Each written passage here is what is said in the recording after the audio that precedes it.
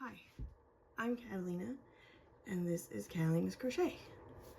This episode, which is the first one, I'm going to show you 1, types of yarn, 2, types of hooks, 3, stitch markers and what you can use if you don't have those, 4, how to hold your yarn and your hook. Let's start off with 1, yarn. There are many different, hold up, almost there. Got another one. Different kinds of yarn. Some yarn are better for some things. Other yarns are better for others. I made this little guy. This little guy is made out of this kind of yarn. Not the same color. This little guy, same pattern, made with this kind of yarn. Completely different look. Then, I'm also going to tell you about kits. Kits are amazing. I got this on clearance. It came with instructions, the yarn, the hook,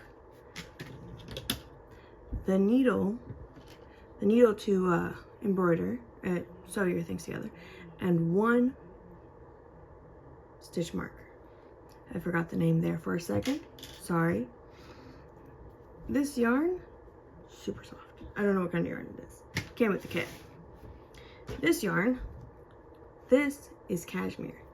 Cashmere, as you could tell, takes a lot of my dog's hair and is not forgiving at all. This part right here, you can tell it doesn't look straight. It's because I used it and then I took it apart. Big mistake. Don't do that because it won't go back to normal. Whereas here, it did. This, similar yarn to what I showed you just now, this is maybe 50% cotton. Also got it on clearance. Great idea. This I got many years ago. I don't even know what kind. This is acrylic. But it is very thin and doesn't really have a lot of stretch. So be careful with that. This, I have no idea what it's called. A friend of mine gave this to me, and for this yarn, you have to have a big hook. This kind of yarn, this is also acrylic, and I got this one at Michael's on sale, which was why I got the pink one too. This, if you're starting out, this is your best yarn. This one right here, because it's big, it's very forgiving, and if you look, the stretch is a lot. So, we'll use this yarn for any demonstrations from now on. I'm gonna put all these away. Now that you know what kind of yarn, acrylic, a size 4 medium. 4 tells you how many little, here, let me show you. You can tell there's 4 strands within this yarn, right? 4 threads inside of yarn. This is not a thread, this is yarn. It's just made out of threads. So, once you know your yarn, you need to figure out what kind of hook you need. I have a few. For that really big yarn, for this one, I used this size, which is a size 55 millimeter, also known as USI, which I think is pretty big. So this one, we won't need it, so we'll toss it to the ground. Then I have, sorry, my bad. They're so small, they're hard to read. So this one for the big yarn is a 6.5 millimeter or a USK. This is a 5.5. It's more for my just big yarn. This one suggests using a 5.5. Sorry. Don't use it if you're gonna make this little guy, because if you need this little guy, you don't want this one.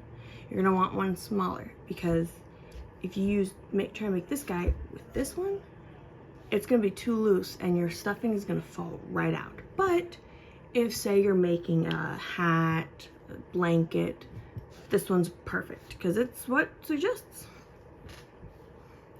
Then, if you remember this little guy, sorry about that. If you remember this little guy, I used, which one did I use? I used this hook. This is a 3.5. This is also a 3.5. But the difference is right here. Hold up. There you go. I don't know if it's focusing because I can't see the camera, but right here, that little notch, that is a bit wider than this notch. They're the same size hook, but this notch will hold onto the yarn better. Also, it has a grip, so it's very comfy. But they're both 3.5s, and they're both pretty good. Then we go into a little bit smaller. This one I used for this guy. Cashmere, even though it says it has 6 ply, so it's more than this guy, the threads within this are so small that the only hook I've been able to use with this guy is this one. And this is a 3.25 or a USD. Not USD steak, so close. But yeah, so depending on the yarn, and this, I used with this to make a beanie. So pretty good. Now we're down to our last 2 hooks. This one, which is a USH and a 5.0. And this one, which I think is a USI. No. G? I believe it's a G. This is a 4.5. Both of these would work with this one if you're making this. If you're not making this, go ahead and go either 5.0 or 5.5. I am going to use 5.0 because it's pretty good. I really like it for this guy, and if you look right here, oh, there, can you see that pretty well? Here. There you go. You see that notch? That notch is great, and it's sharp and it holds. And when I've used this, I've almost never split the yarn. So splitting the yarn is when you pull it and you go in between the threads, which you don't want. So we have our hook, we have our yarn. Now, before we do anything else, you need to know what else you need for the kit. A stitch marker. If you do not have one of these, here you go. And I bought a few.